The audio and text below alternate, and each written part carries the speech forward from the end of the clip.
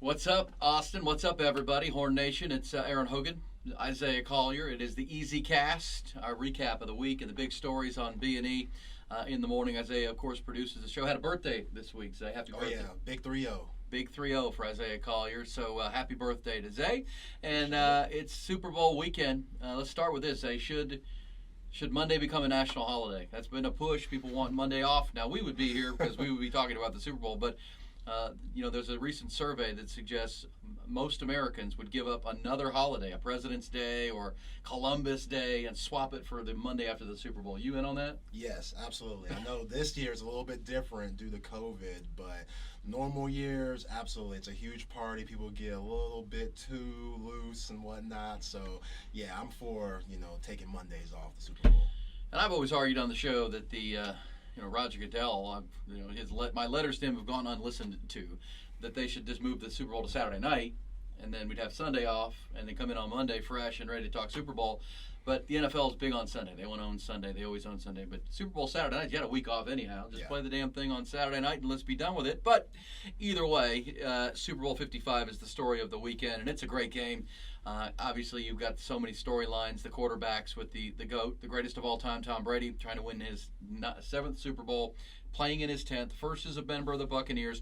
First time they've played in a home stadium as a home team in a Super Bowl versus the rising GOAT. They call him the young GOAT. Patrick Mahomes looking for back-to-back Super Bowls and further cementing his opportunity to further cement himself as the best player in the game. Yeah, it's pretty remarkable, Tom Brady playing in, his 10th Super Bowl, being 43 years old. And, Patrick Mahomes, the baby GOAT, the guy from Texas Tech, and we know he's a Texas boy. So I like to root for Texas quarterbacks, especially playing in the NFL. And it's going to be an exciting game for sure. Great game. A couple notes. Remember, Wednesday was National Signing Day, the open window. Longhorns got their class in his recruitment. Out of where was he? White House. White House. Where the hell Patrick Mahomes played high school ball, baseball, and football. He was the 12th rated dual threat quarterback in the state of Texas. So there were 11 better than Patrick Mahomes as we get to the recruiting rankings. Yeah, where are you on recruiting rankings, by the way? I mean, basketball, football. I mean, how often do you think they're accurate? Oh, man, they're accurate a lot of the time, but we all know it's all about the development at the end of the day. Once you get down to campus, how is the coach going to see you as a player, and how are they going to make you better? Because every player is different, and that's kind of the hardest thing for coaches to figure out, because you really just have your coaching philosophy. Can you, make changes and make adjustments due to each player, and some coaches can and some coaches can't, and I think the player benefits more when you can adjust to that personnel. So I'm all about developing players. I don't really care about the 4 or 5 star guys. That's cute and all, but it's all about development at the end of the day. Yeah, and if you have kids, kids develop differently. I mean, your father coaches high school basketball. Some kids are full height by 14, and some kids hit a spurt through high school. And Patrick Mahomes is more of a baseball player in high school than he was even a football player with a major league father who played 11 seasons. So I have to look that up for the next Easy Cast. Who are the 11 better rated dual threat quarterbacks? Where are those guys? Where are those dudes? They're playing in the Super Bowl on Sunday? I don't think so. Meanwhile, you have Tom Brady, as we say, playing in his 10th Super Bowl. Now he's 7-3. He's 6-3 in the previous 9. Okay. 6-3, and the 3 losses, Zay, were razor thin, right? I mean, he lost to the Eagles with Nick Foles in a game where his team never punted. He threw for 500 yards, never punted, and Tom Brady walked off that field livid because Bill Belichick's team couldn't get a stop, couldn't get Nick Foles off the field, did his part. And then he lost the other 2 to the New York Giants, the year they were 18-0, going for 19-0. And, the catch that sticks to the helmet, and the Mario Manningham catch over the shoulder. I mean, these were this close. I mean, you can make a compelling argument that Tom Brady could be 9-0 in these Super Bowls if a couple of plays. Now, he's won some games in overtime and, coming from behind against the Falcons and it picked 6 against the Seahawks. But what that tells you with these 2 quarterbacks and the history of Tom Brady, this is going to be a close game. This will be a game to the final play potentially. Yeah, and it's amazing because, you look at Tom Brady, we've never seen a guy like that before to just come in and then dominate every time. And now he's kind of the underdog, so that's very rare, from a Tom Brady team. But, when you got Patrick Mahomes on the other side, how can you not be the underdog? And I think Tom Brady, his legacy, it's already fulfilled. It's really just about adding on to it. So there's no pressure on his end. If you go back, and look at his previous Super Bowl losses, thank goodness for Eli Manning, by the way, but going up against that Philadelphia Eagles team, going up against Nick Foles, he was kind of hard to scout because he didn't play majority of the season, not many games. So now, you got a lot of film on Patrick Mahomes. I'm kind of, wary about the blindside left tackle, Eric Fisher. No Eric Fisher. How's Patrick Mahomes going to look, knowing that, especially with the turf toe that he has. But, Tom Brady being the underdog, very rare in the Super Bowl.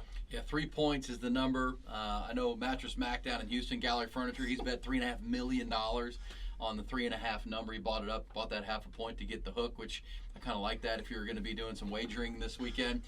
It is the most wagered on and bet on event of the year, so I like the 3.5. I think it's a field goal game. I could see the Chiefs winning it, and I certainly could see the Bucs finding a way because of that defense. And you mentioned that offensive line. If you're watching this game, how does that offensive line of the Chiefs match up against a pretty ferocious pass rush? We saw Aaron Rodgers and the Packers.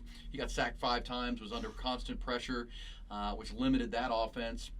And these are similar offenses, right? Aaron Rodgers and Patrick Mahomes are going to be 1-2 and MVP, both a ton of weapons. And this Bucs team did a real good job against Aaron Rodgers, limited them to 26 points and forced a couple of big field goals. Obviously, that could be a changer here. And, coming off that left side, Shaq Barrett or Jason Pierre-Paul strip sack situation could really change this football game in that regard. And I'd say this about the Bucs. Now, for everybody that's going to pick the Chiefs, and I don't, last 27 starts, Pat Mahomes 26-1.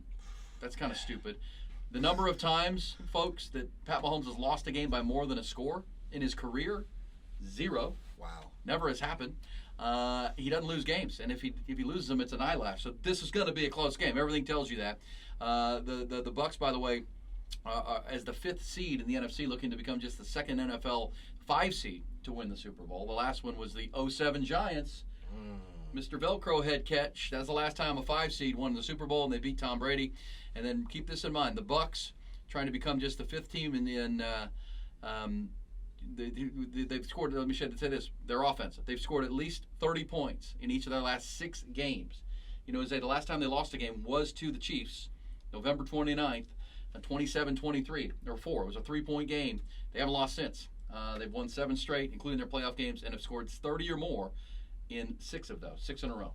Yeah, and it's kind of pick your poison with the Kansas City Chiefs. Are you going to double Tyreek Hill and allow Travis Kelce to go crazy, or, vice versa? So Bruce Arians has a lot to worry about before this Sunday, and it's going to be very, very interesting to see what moves that, the Tampa Bay Buccaneers can make, because I think Leonard Fournette and Jones are going to be the X factor of the game. If you could keep Patrick Mahomes off the field due to your running game and just controlling ball possession, then that might be your best bet if you're trying to win for the Tampa Bay Buccaneers. Yeah, time of possession will be a key stat. Turnover is always a huge stat there, but I agree with you. Running the ball and then those little dump-offs Tom Brady's so good at, moving the chains. Remember against the Packers in the first half, they were 5 of their first 5 on 3rd downs.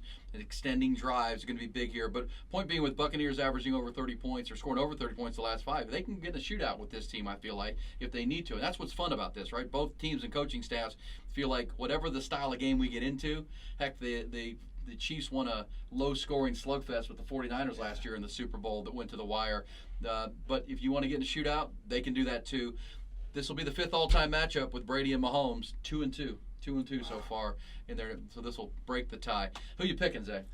I like Chiefs. I like Chiefs a lot. I think, I think they understand the circumstances and that they could do something special, being one of the few teams that could repeat. But it's so hard to go against Tom Brady in anything. But I'm going with the Chiefs. Yeah, I'm thinking Tom Brady, the better D-line, the better O-line. Because those are particularly big for me come Super Bowl time, or a big game. Who's got the lines of scrimmage advantage? Who's the quarterback? I got Brady, lines of scrimmage. Yeah, but there's something about 15. Yeah. There's something about 15, man, that he just makes plays that no one else can make. And so I will pick the Chiefs to win, but I would take that 3.5. If I get it to 3.5, I'm in on that for sure. So it's going to be a great game. It's coming up on Sunday at 5:30. Obviously, enjoy your parties, have some fun with it here on the Easy Cast. Zay, let me ask you a couple other things about the big stories of the week. Texas basketball lost to Baylor on Tuesday night. Right. Kind of humbling loss. I mean, they were in it maybe, but I felt like Andrew Jones is the only player that out of that backcourt that showed up, played well, and kept them in the game, or they were going to get run off the floor by Baylor. But we know the circumstances surrounding that matchup. Texas coming off COVID, Shaka just back, not a lot of practice.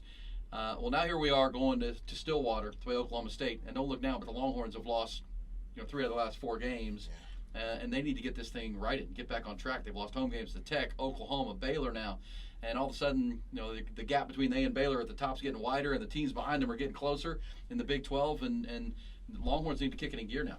Yeah, well, we knew the Big 12 was going to be ridiculous this year. I remember preseason, we didn't even really talk about Oklahoma and them being ranked, and they're one of the most surprising teams in the nation. So, for the Longhorns right now, it's all about getting your swagger back, getting back to the fundamentals, what you were doing before that made y'all successful. And now that you have a full roster, you get back just playing tough defense, taking good shots, and not turning the ball over.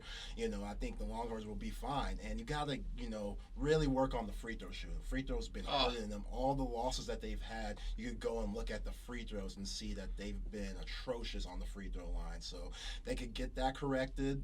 I think they'll be fine. And the stretch is winnable, right? Oak State and Stillwater, Cade Cunningham, the big 6'7" point guards, is the biggest problem, but they rely on him a lot. And you feel like Texas can D him up. Then it's a trip to Kansas State, who's 9th place in the conference, then back home for TCU. You get 3 straight, get some mojo going, your swag, you said. Then a week from this coming Tuesday is the trip to Oklahoma to play those Sooners, which kind of bills itself as a pretty monster game in the Big 12. Let me ask you, when you say get your swagger back, when you watch this team, who's the key guy in that role? Who is it? Who is the player that needs to play with swag? To me, it's Courtney Ramey. Yeah. When he plays great, they're typically as good as any team in the country. When he struggles, they struggle. Who's your guy? I think it's Jericho Sims. Okay. I really do, especially with what he could bring on the defensive end. Him being the quiet guy, I think he really needs to have his confidence built early in the game to where, that's kind of the base on how he's going to play the rest of the game. So, a guy like that has a really high motor. He's had a lot of free throw problems this year. So if he could turn it around, then this team, could really get back to a good point, especially come March. Yeah, agreed. And Kai Jones has been great. I mean, he's coming along. Gosh, is it me or does Jericho Sims look like a supermodel? This dude got the fro going. He's looking like he's on the cover of magazines. But he's got to make his free throws because you can't have him on the floor in the last 4 minutes if he's going to miss all those free throws. I mean, that's a problem. You've seen that in basketball for a long time. Big men that miss free throws, well, now you got to pluck them off the floor because teams will just foul them once they hit the bonus, and all of a sudden he's giving you empty possessions on one end. So they got to figure out the foul line. They've got to figure out the swagger, as you say, get Courtney Ramey, get that backcourt back. Andrew Jones was phenomenal the other night. I think that continues. And so on our next Easy Cast next week, we will certainly be talking about Texas and probably previewing that trip to K-State on Tuesday night. So I've got the Chiefs. You've got the Chiefs. Yeah. Do you have it inside the 3, or you like it a little more than that for the Chiefs? I like it a little bit more. I say a 6-point win by the Chiefs. All right, Isiah Collier. Happy birthday, Erin Hogan. Appreciate It's you. the Easy Cast. We're part of the morning show, B&E, every morning. Then we bring it to you digitally, a little recap, wrap it up in a bow, and give it to you. That's how we do it here on the Easy Cast a couple times a week. And as it grows, we'll grow with it. Could be doing it every day, every week. We'll see as we get this thing going. So share it with a friend, pass it along. It's the Easy Cast here on the Horn.